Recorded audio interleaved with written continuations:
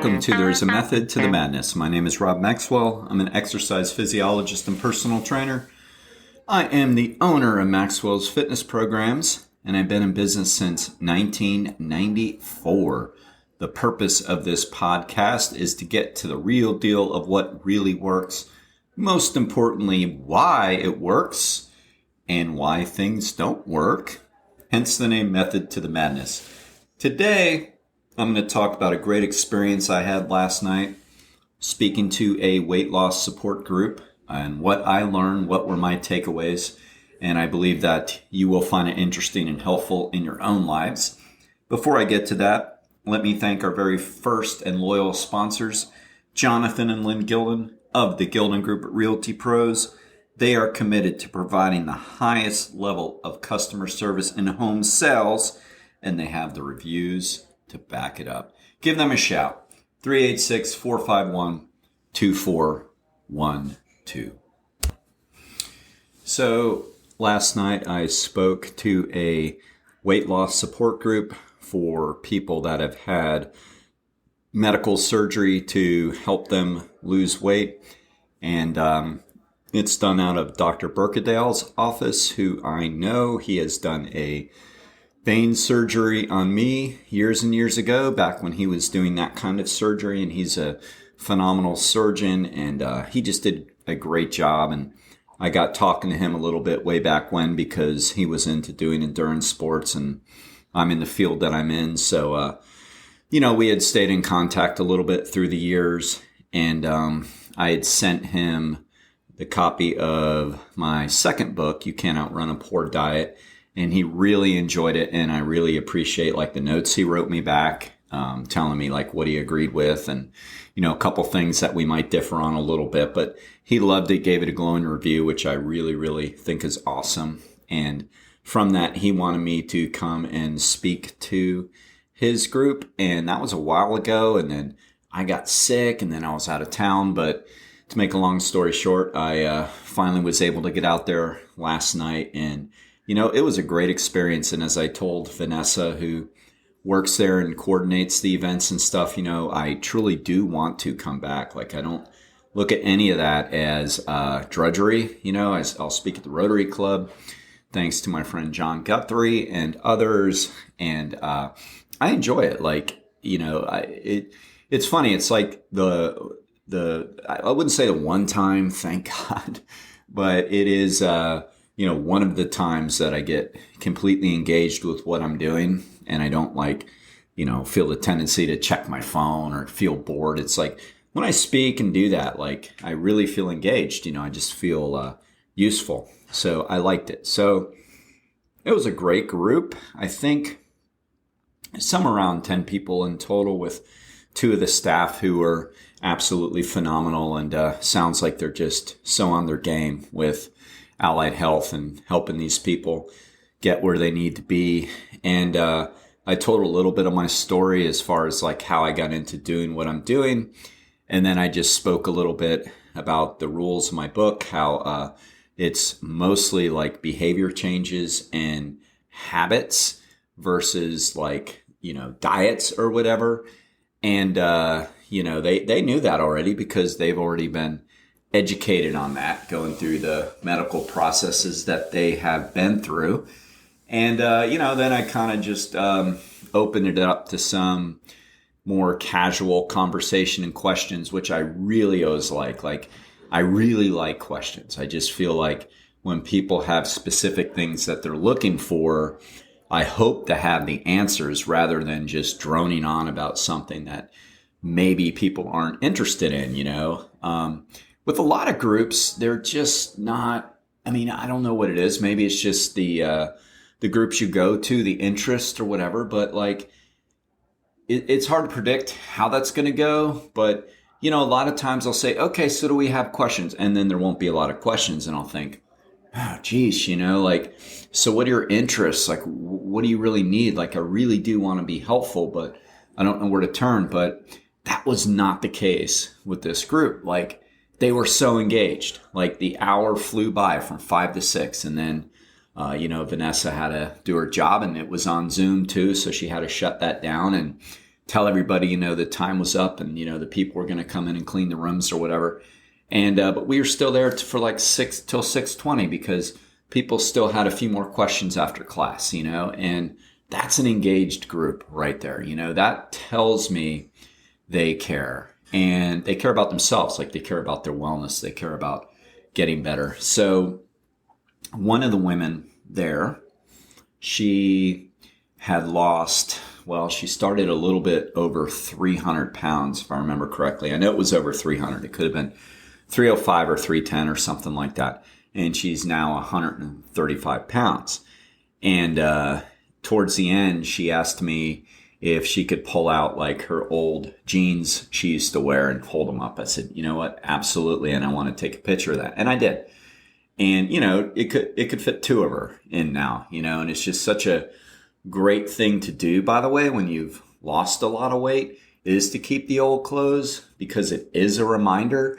And that doesn't matter if you've lost like 165 pounds or whatever, like in her case, or 30 pounds, like your old clothes will be a great reminder. You go to put on those clothes of when you were 30 pounds heavier, you go to pull them jeans up and you're like, these won't even stay up. It's like, yeah, that's how much you've lost, And so that was really cool. But what I want to share with you today is what I learned from them, and it proves, what the science says, and it proves what I've been preaching for years. So they've all been successful in their own right. I mean, the fact that they went through a procedure, and the fact they didn't give up, and the fact they're going to support group is success right there.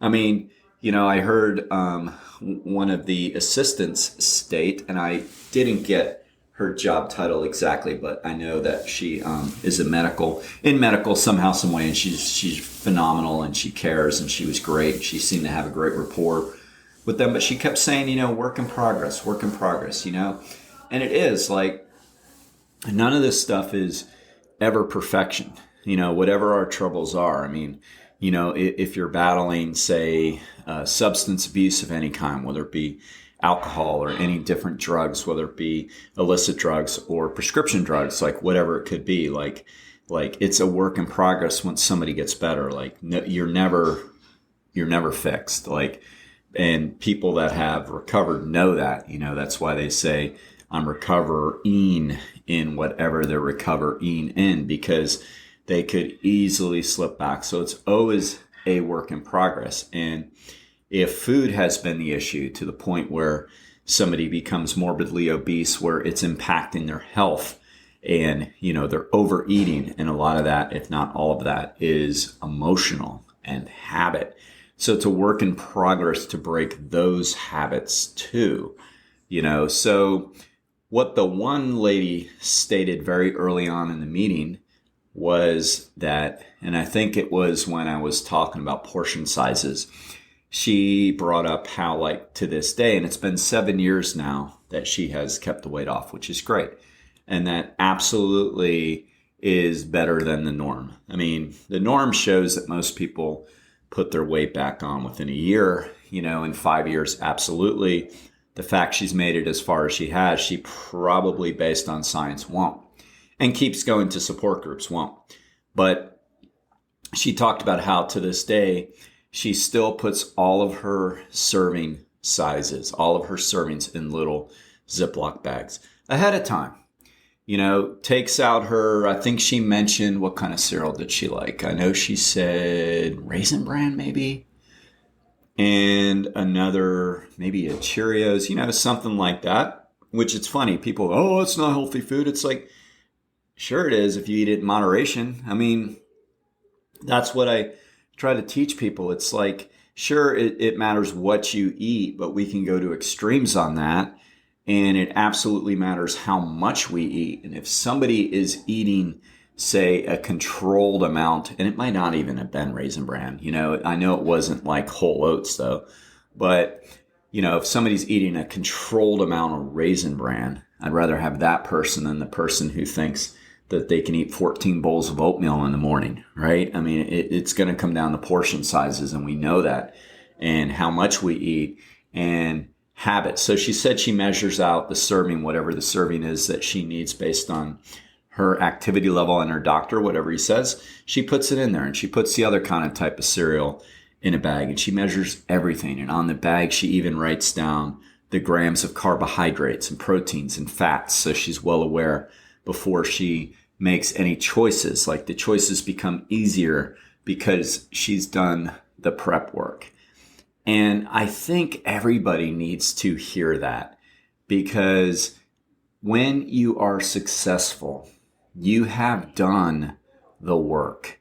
And that is important to understand. I don't care how you go about it. You know, everybody can be extremely judgmental as far as how people lose weight, whether it be, you know, they go on in a diet, which, you know, I'm not an advocate of fad diets by any means. Is it a way to weight loss? It can be. If the person does what they're supposed to do and keeps doing it, then of course that works. The problem is a lot of people don't. Or maybe people go the medical route one way or the other and does a surgery. People are like, oh, well, they should have just done this. It's like, it's easy for anybody to say, but I can promise you, if somebody is having health complications and they want to live and be healthy, then they are making the right choice doing what they're doing. And that could work if they put in the work. Like, it's not just going to stay that way if a person doesn't put in the work. Or the latest things with some of the weight loss shots, right? The Ozempics or whatever. It's like, look, do I need that? No. Maybe some people who just need to lose 30 pounds and, you know, they don't want to change their diet and exercise. Okay. You know, it's not for me to judge. I would, as a physiologist, I would say, you know, try this first, of course. But then there are the people that like really need to do something or they're not going to be around. It's like, so I guess what I really learned listening to people is like, we really can't judge how people go about losing weight as long as they're on the journey of trying to lose and then do the right thing. But here's what I know for sure as a scientist, that the people who are successful, no matter what route they choose, are putting in the work. There will be people that will have a surgery done, not put in the work after, and it's not going to take. There are people that will have a surgery done, put in the work, and it's going to take, you know, and it's the same with the shots. It's the same with exercise. It's the same with everything else. And that's the first lesson right there, is you got to be prepared. Like, you are going to run into scenarios where you don't have that food that you eat available if you didn't prep first. Now, if you don't have a weight problem, who cares, right? But if you do, if you have a weight problem, and I guess maybe it's important to define that. So my first definition is, does it bother you? Well, if it bothers you, there's a problem one way or another. And the second definition would be, is it causing health problems? And being morbidly obese does cause health problems. So those are the two definitions. That's how you define it. Do you have a weight problem? Those two things. Does it bother you? Okay, then you got to do something about it or not complain about it. And then the second is it causing physical problems or emotional problems or psychological problems? So if that's the case, you have a weight problem. So if that's the case, then it's only up to you and nobody else to put in the work and be prepared. So if you know you're going on a road trip, you know, the woman who, you know, I'm going to keep anonymous, of course, here, you know, my bet is she'd have her little baggies written out exactly how many grams and calories and all that, and what time of day she's going to eat them, and they would be packed in a big purse or in a little cooler or something wherever she's going. Why? Because she knows she can't rely on fate to take care of her. You know, oh, there'll probably be something edible at the stop. Okay, so we're going to leave things up to chance. That's not very disciplined, and I spoke a lot about discipline in the last podcast. That's not being very disciplined. That's not being very self-aware. And it's probably just you're trying to manipulate the situation, right? Like you know better, but you don't want to admit it, and then you're justifying it by saying there probably will be. Well, people who are successful with this, and anything really, right? control all of the variables they can control. They can control it, so I'm going to do it. I'm going to wear, this is just a little outside that, then I'll wrap up that part, but they're going to wear sneakers to the airport because they're like, you know what? I'm stuck in an airport. We all complain about getting past TSA and then having to wait forever for the plane. I mean, I don't. I walk. I do laps in the airport. I mean, the day we traveled out last week, I think we left on a Wednesday. Was it? Well, whatever. I wasn't able to get in a full workout. I had a real busy morning with clients, and then we had to zip out of here, and we got to the airport, and I'm like, you know what? That'll be the day I get steps in. And by the time we left the airport, we had close to 10,000 steps each. And it was like, had, remotely zero going into it. So I got in a lot of steps walking back and forth at Sanford Airport. So like, those are things that we absolutely can control right there. And I imagine that she is going to prepare herself to do that. So we can prepare ourselves with making sure that if we're going to be stuck on travel, that we at least get our steps in. And we can prepare ourselves by making sure that we have our food prepped. So that's the one thing like I learned, and it was funny. I spoke, and the medical staff who was working there, could totally relate. I could tell by the faces, but like we all go through the same thing when we go to work with people who want to lose weight. Like we know what they need to do. We absolutely know what they need to do. And the thing I'll always start with people is they'll say, well, can you give me a meal plan? And I'll say, oh, God, Stay with us. We'll be right back. Hey, quick question for you. Are you someone who wants to be fit, healthy, and happy? And what if I told you you could get your dream body by simply just listening to a podcast? I'm Josh. And I'm KG, and we're the hosts of the Fit, Healthy, and Happy podcast. Listen, we get it. Fitness isn't easy. Carbs, no carbs. Just stop, okay? It doesn't have to be that complicated. And that's why we made this podcast. We get straight to the facts so you can become your best you. So the way to check us out is click the link in the show notes or search Fit, Healthy, and Happy podcast on any of the major podcast platforms. We'll see you soon. To be honest, I'll be like, sure. If I know they're really gonna like, not do anything, it's like, you fight the battle, you go, sure, here you go. But like, if I know they're like real serious, I'll say, you know what? No. Are you serious about wanting to lose weight? And I'll say, okay, here, take the book, read the book. It's got all the behavior patterns in it that you need to practice first. So that's a given. But I'll say, you need to give me a 3-day food diary before we do anything. I need to know how and what you eat and how much you eat. And I need you to do it on a regular basis. So I'll know right away if they're going to be successful. And how do they turn it in or not? And you would think, oh, of course they're going to turn it in. It's no. And I could tell by the staff, it's like, no, people don't want to do it. It's like, it's just too much work, and the excuses though is, I can tell you what I eat. I eat the same thing every day. It's this, this, and this. Like, oh, really? Okay. So you know everything, and that's why you're coming to me for weight loss. But yeah, you know it. Okay. And that's typically not the people like I saw last night, because they get into situations where it's dire straight and they know they need to do what they need to do or they're not going to live. And that's different. Then they're like, okay, I need you to keep a food log. Oh, absolutely. Already doing it. Okay. Like, it's different. When there's a level of motivation that really cares, people are going to do what they need to do. So I'll tell people to start with a food log, and I'll see if they're going to do it. And if they do, that's a really good sign. Like, if they bring it back and it's done, and then the second part is if it's really detailed and done thoroughly, like they literally didn't just write down tacos, it's like, well, okay, like beef, chicken, fish, how many? 3? They just wrote taco. I'm not kidding. This is like what people do, and the people who tell me they're dead serious about losing weight, I'll get a thing back, it'll say cereal, then there'll be a big gap, taco, big gap, fish. I'm like, that's it. Like, anything with the taco, like, it just means, I don't care. Like, he wants this, but I know the way already. I'm just, I know my way. I just want him to tell me how to eat. People, it doesn't work that way. Like, you have to do the work.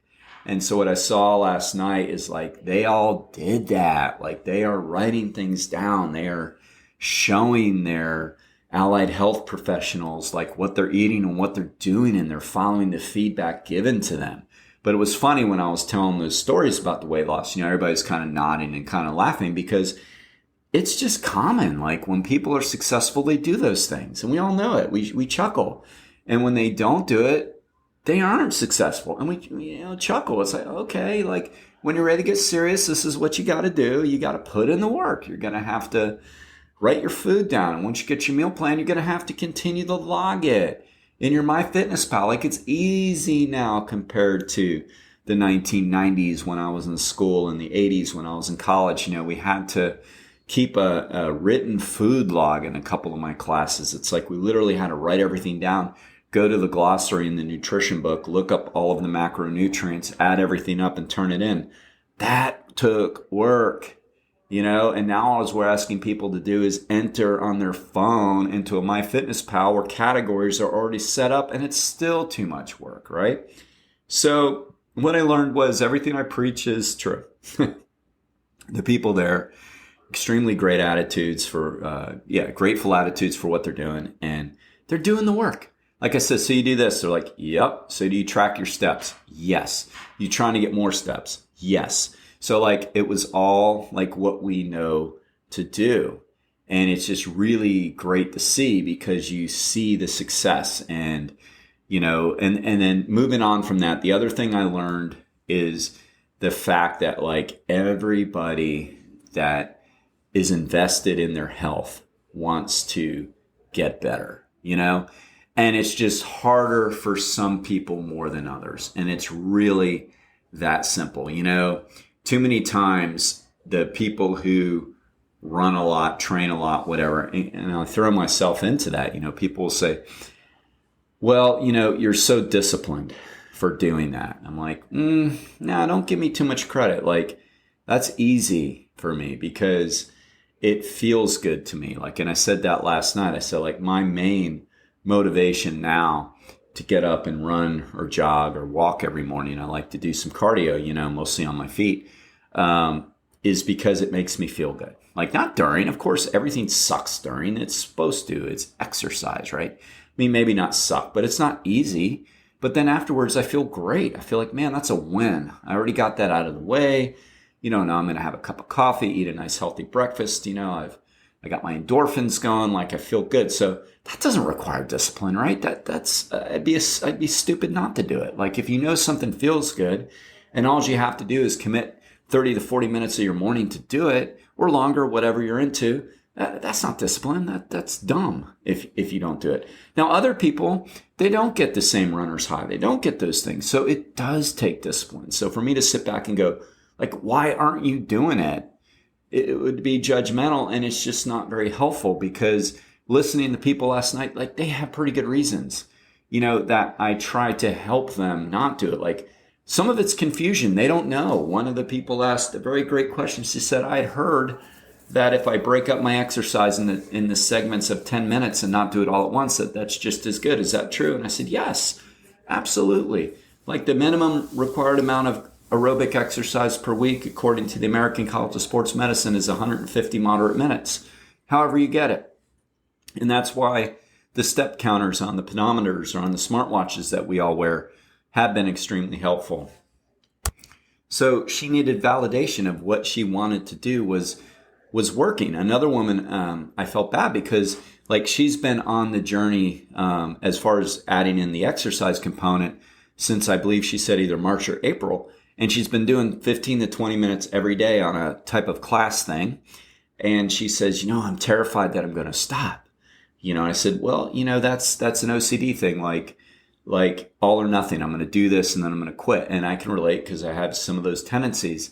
And, that's just an OCD thing. So for me to like explain that and go, so chances are you're not going to quit, and if you do, it's not all or nothing. You just simply get back the next day and get back to it. And I'm a big believer in momentum. Like if we get into the habit and we start doing it more and more and more, the momentum carries us. That's why it's important to start the habit. But doesn't she deserve credit for not wanting to stop? Like, her fear isn't going to do it anymore. Her fear is, what if she gets knocked off the horse or whatever, right? And so we have to remember that, like, or I have to remember that, like, people aren't doing things for a particular reason. And what we have to do in the allied health industry, I want to say industry, is to help them get where they need to be by, listening to them and figuring it out. And I shared them the statistic last night, and there are two, and I explained that as well, that there are some stats that say that only 7% of the population are on a sustainable exercise program. I think that one might be a little low. But the other one I've seen is, the highest number I've seen is 25%. So only 25% of our nation exercises enough to get benefits. I mean, that's not good, right? So how do we change that? And by the way, everybody in that room last night who's trying to still overcome their obesity issues and are on the road to it, exercise. I mean, so it's like, it's not them.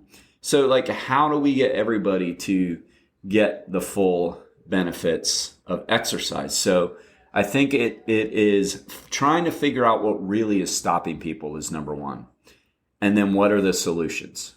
The final thing that I just want to add to all this is there's still so much public confusion, because there was a lot of questions that I had to field and say, no, that's, I wouldn't worry about that, or that's not really true and all that. So there is still a misperception of as far as what and how much is the right exercise for people and eating. There's still a lot of misconceptions out there regarding diet. And we as professionals have to do a better job.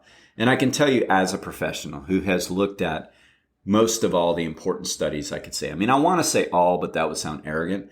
So I could tell you that there's probably not too many rocks that I've left not unturned as far as trying to figure things out, mostly because I'm just really interested in it. Like, it's my hobby and my career, and I'm genuinely interested in it. And so like, I've looked at it all, and I could tell you it's not as complicated as influencers are making it out to be. You don't have to take a cold plunge to get better. You just don't have to. I mean, that stuff is really silly. I mean, all you have to do is like do the simple things in front of you, do the best you can with your diet and eat within your means and exercise every day and stick with it consistently and figure out the best way for you to keep moving. I mean, it is far more simpler than you could imagine. It's not complicated whatsoever when it comes to that. So, that's the main thing. And then finally, I want to say that the one question one of the allied health professionals asked me, and I thought it was really interesting, and it's like, she wants me when I come back to maybe have some research on it, and was talking about like, after people have had bariatric surgery and they want to do different forms of, say, long distance running or whatever, or endurance sports, then how can they fuel? Because they have to take in lesser quantities of food. And I sat and I thought, and I'm like, wow, that's a great question. I have not seen a lot of research on that. And, that's so true, because they can't consume like a carbohydrate gel, because that's got around 30 grams of carbs and 100 calories. And that's just too many grams of carbs at one time for them. And plus you have to consider hydration. So they have to fill up their stomach, with enough hydration. So that's important. So really, that's a great question. I love questions like that. So I'm going to think about that. I know, the obvious answer is they have to take in less more frequently, but there has to be some more research on that. So I'm going to uncover that stone, because I found it to be really interesting. All right. So now let me thank Overhead Door of Daytona Beach, the premier garage door company in the state of Florida. And we are lucky enough to have our own branch here, owned by Jeff and Zach Hawk. And they can be reached at overheaddordaytona.com. Please remember to download these episodes, because it helps my numbers. Share them to your own social media. Send them to your friends. And until next time, be Max Fit and be Max Well.